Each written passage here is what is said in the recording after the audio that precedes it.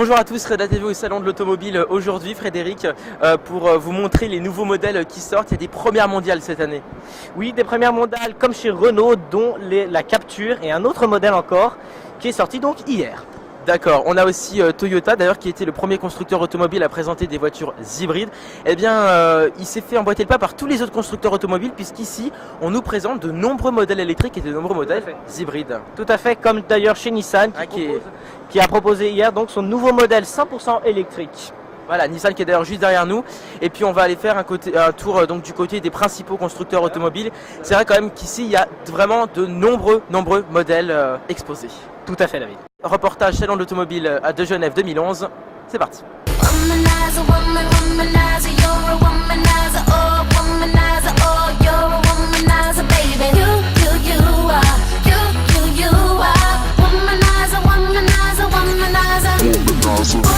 Voilà, bonjour. Alors, est-ce que vous pourriez nous donner quelques informations sur ce nouveau modèle de Renault aujourd'hui?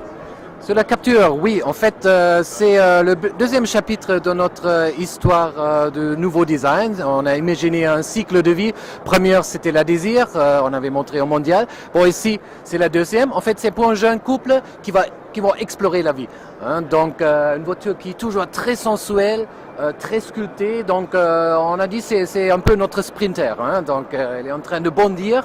Et l'intérieur, très inspiré par le monde du sport outdoor, donc avec ces ailes élastiques, on voit à l'intérieur, qui évoque un peu le côté lightweight, donc quelque chose qui n'était jamais montré jusqu'à là, donc très Renault je crois.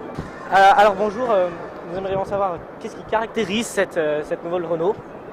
Tout à fait, donc ce qui caractérise cette nouvelle Renault, c'est vraiment le contraste entre deux univers.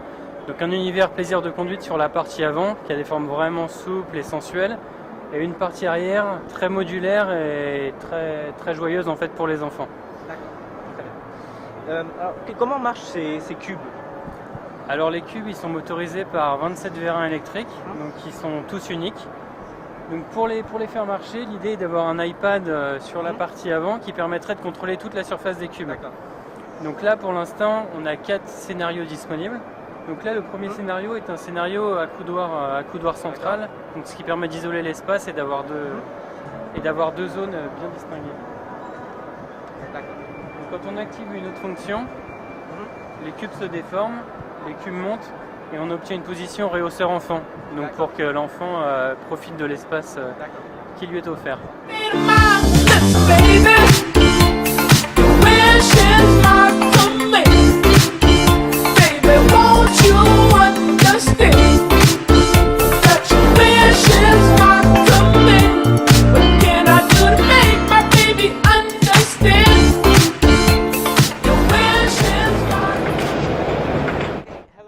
Bonjour, alors quels sont les nouveaux atouts de la Toyota Yaris? Son principal atout est que nous nous sommes réduits à une technologie totalement hybride pour cette voiture.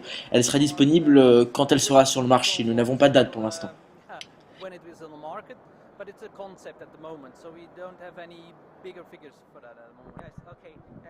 Et exposez-vous donc cette année d'autres nouveaux produits?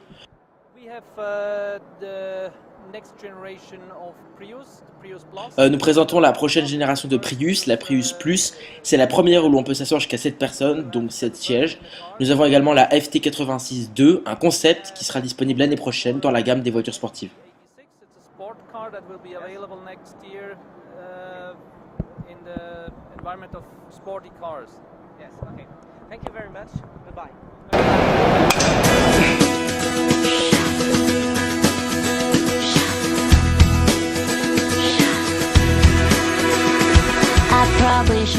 Ici chez Mini, le constructeur automobile allemand, nous n'avons pas pu avoir d'interview car tous les représentants sont déjà partis en Allemagne. It was awesome, but we lost it. It's not possible for me not to care. And now we're standing in the rain, but nothing's ever gonna change until you're here, my dear.